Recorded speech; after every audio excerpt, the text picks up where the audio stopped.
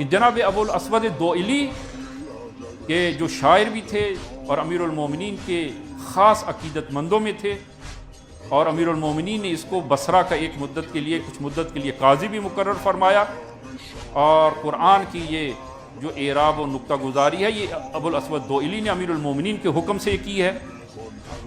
بہت بڑی جو ہے شخصیت ہے جناب ابو الاسود دوئلی، کہ آخر عمر میں شام میں ایک ہی بیٹی تھی، شام میں جو ہے وہ زندگی بسر کر رہے تھے اور نہایت فقر کے عالم میں، کہ حاکم شام نے ان کا دل جیتنے کے لیے کیا کیا کہ ایک مرتبہ کچھ درہم و دینار، وہ زرد تھیلی اور مخصوص اس کا جو حلوہ ہوتا تھا وہ مخصوص حلوہ اور ایک زرد تھیلی وہ جناب ابو الاسود دوئلی کے گھر بھیجی۔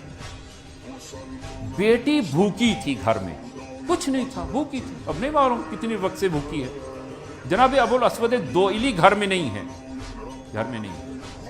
بیٹی نے جو ہے وہ جب وہ حلوہ اور وہ زرد تھیلی دی، بیٹی نے لی، حلوے پہ نگاہ پڑی، بھوک نے آگے تنگ کیا ہے، اس نے فوراً جو ہے وہ ایک لقمہ اٹھایا، اپنے منہ میں رکھا۔ اتنے میں جناب ابو الاسود دوئلی پہنچتے ہیں اور وہ دیکھتے ہیں کہ وہ زعفرانی حلوہ ہے اور ادھر سے آیا ہے، زرد تھیلی ہے، تو وہاں سے جو ہے وہ پکارے کہ اے میری بیٹی، یہ حلوہ تمہارے حلق سے نیچے نہ اترے۔ کیوں؟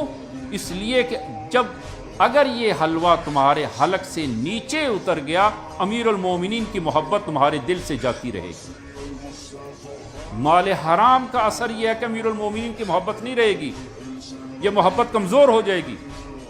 بیٹی نے جب یہ سنا، فوراً جو ہے وہ گلے میں انگلی ڈالی، حلوہ اگل دیا اور شعر کہے۔ یہ شعر جو ہے وہ جناب ابو الاسود دوئلی کی بیٹی کے شعر ہیں۔